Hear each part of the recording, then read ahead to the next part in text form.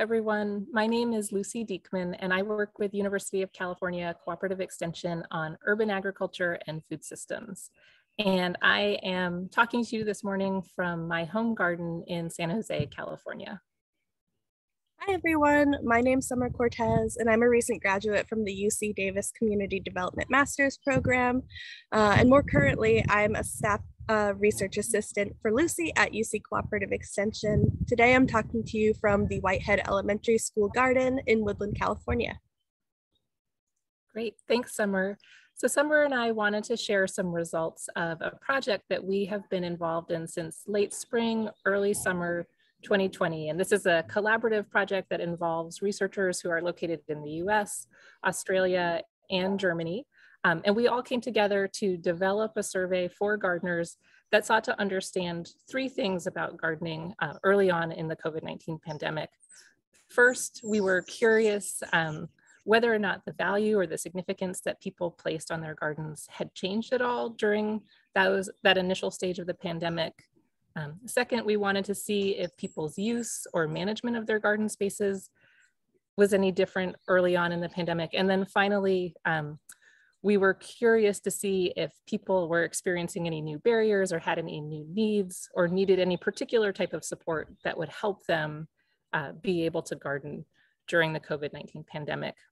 The survey that we developed was sent out electronically through social media, through newsletters, as well as emails to targeted emails to gardening groups. And ultimately, we received just under 4,000 responses from more than 20 countries around the globe. So from this data, we constructed a collection of several regional info sheets showing the survey results and some prominent quotes across these different geographies we surveyed. In comparing the results across regions, we came to a really exciting conclusion that despite differences in geography, climate, and even national pandemic responses, gardeners' descriptions of their experiences and their concerns and challenges during this time were really remarkably similar. As our colleagues noted in their past vlogs, green spaces during the COVID-19 pandemic became a really essential refuge and stress relief for folks. But gardeners also described how gardening was a way for them to take action during a time that they and their loved ones and others in their community were facing a set of circumstances that otherwise felt largely outside of their control. In addition to some of those questions that were specifically about gardens, we also asked people more generally about their experience with COVID. And what we saw was that for many, the turbulence of COVID-19 and the responses to try to control it triggered feelings of isolation and anxiety for gardeners. Another theme that emerged from people's responses to those questions was that many of the gardeners in our study were concerned about the changes they were seeing to what food was available in local grocery stores. And there was also a lot of fear, particularly in those early months of the pandemic, about the possibility of being exposed to the virus when people were out at the store trying to obtain food. So I wanted to share one representative quote from you from a gardener in Ohio who wrote, "Gardening is an important way to make sure there is safe, healthy food on hand, especially during shortages or when fresh food is in short supply or grocery stores are limited." In our survey, we also polled whether folks felt as though the COVID-19 pandemic had shifted the way that they perceived gardening. And in reviewing the comments made by our respondents, we realized that most of them were saying no, that they had always seen gardens as really essential, but this fact had been put into really stark perspective. One quote from a respondent in Sydney, Australia expressed, "I don't think that COVID changed my values. I just think it shifted the priority of my garden in my life.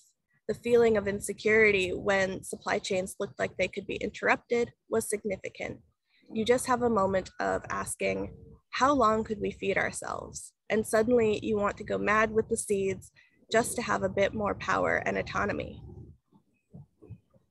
So we'd like to leave you with a departing question. And I think, as you can see from the quotes that both Summer and I shared, that many of the gardeners that who participated in our study early in the pandemic were really grappling with questions about food supply and how to desire to maybe be a little bit more independent or self-reliant when it came to being able to obtain food. And so we are wondering, do you think that there's a role for gardens and gardeners in helping to create local food systems that are a little bit more autonomous and have the potential to be resilient and self-reliant when sort of these large scale changes happen that affect our global food supply chain?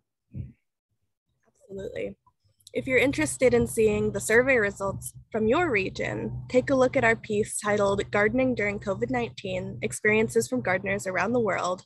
It's linked in the description below. Thank you. Bye. Bye.